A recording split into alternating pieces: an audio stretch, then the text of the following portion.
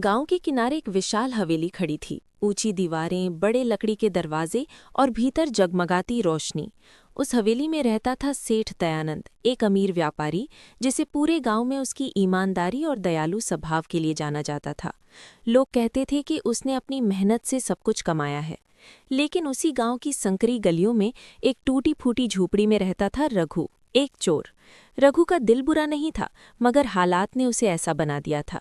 घर में भूख, छोटे भाई बहनों की जिम्मेदारी और खाली हाथ, इन सब ने उसे मजबूर कर दिया था कि वो चोरी का रास्ता अपनाए।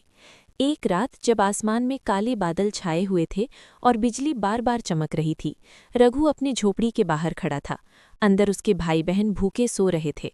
उसकी आंखों में दर्द था, लेकिन उस दर्द के पीछे एक फैसला भी छुपा था। उसने दूर चमकती हुई हवेली की ओर देखा और धीरे से कहा, आज आखिरी बार कुछ बड़ा करना ही पड़ेगा। वो जानता था कि सेठ के घर में बहुत धन है। कई दिनों से वो उस हवेली पर नजर रख रहा था। कौन कब सोता है, किस समय पहरेदार बदलते हैं, तिजोरी कहाँ है, सब कुछ उसने ध्यान से देखा था। आधी रात होते ही वो चुपचाप हवेली की दीवार फांदकर अंदर घुस गया। हर कदम बहुत सावधानी से रख रहा था। हवेली के अंदर अजीब सी शांति थी। उसने धीरे से एक खिड़की खोली और कदम रखा ही था कि अचानक पीछे से आवाज आई, मैं तुम्हारा इंतजार कर रहा था। रघु का दिल जैसे धड़कना भूल गया।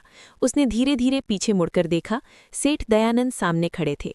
उनके चेहरे पर गुस्सा नहीं, बल्कि एक शांत मुस्कान थी। रघु घबरा गया और भागने के लिए मुड़ा, लेकिन सेठ की आवाज आई, रुको, भागने से पहले एक बात सुन लो। उस आवाज में ना डर था ना गुस्सा, कुछ अलग था, जैसे कोई अपना बात कर रहा हो। रघु रुक गया।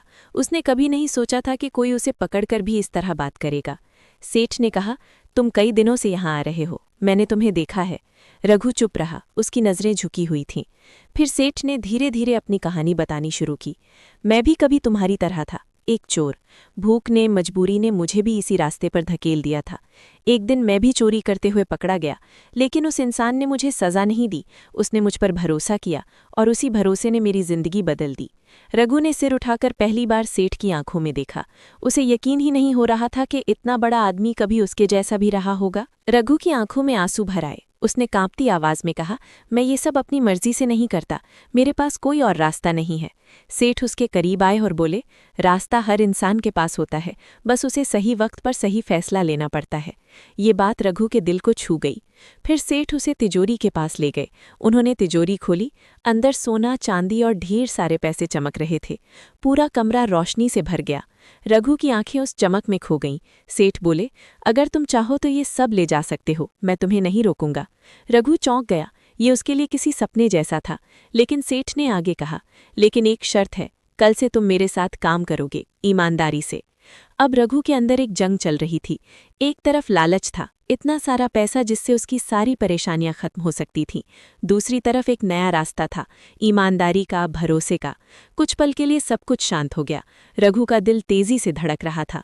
फिर उसने गहरी सांस ली और धीरे से तिजोरी बंद कर दी। उसने कहा, नहीं, अब मैं चोरी नहीं करूंगा। सेठ मुस्कुराए, लेकिन उनकी आंखों में गहराई थी, जैसे वो जानते हों कि असली परीक्षा अभी बाकी है। अगले दिन से रघु ने हवेली में काम शुरू कर दिया। शुरुआत में लोग उस पर शक करते थे, लेकिन धीरे धीरे उसकी मेहनत सबको दिखने लगी। वो सुबह से शाम तक ईमानदारी से काम करता और पहली बार उसे अपने काम पर गर्व महसूस होता। कुछ दिनों बाद एक दिन सेठ ने जानबूझकर एक बड़ी रकम मेज पर खुली छोड़ दी और बाहर चले गए। कमरे में सिर्फ रघु था और सामने वो पैसे जिनके लिए वो कभी सब कुछ दांव पर लगाने को तैयार था। उसका दिल फिर से तेज धड़कने लगा। उसने धीरे धीरे हाथ बढ़ाया। उसकी उंगलियां पैसे को छूने ही वाली थीं।